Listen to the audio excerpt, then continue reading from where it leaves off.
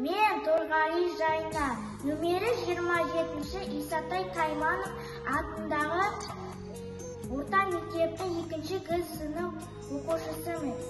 Сынып жетекшім Әйгерім Аралбайқызы, Мұқағали Мақатаев, Қайран қара сазым-ай, тамаша еді жазы орман, құстар сайрап мәз болған, көлші керде суларда үйрек ұшып қаз қонған.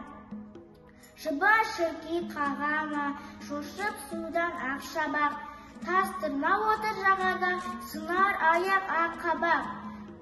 Ерлік еті лағын, еңге еді суатқа, елен еті құлағын, тұншымайды бірақ та.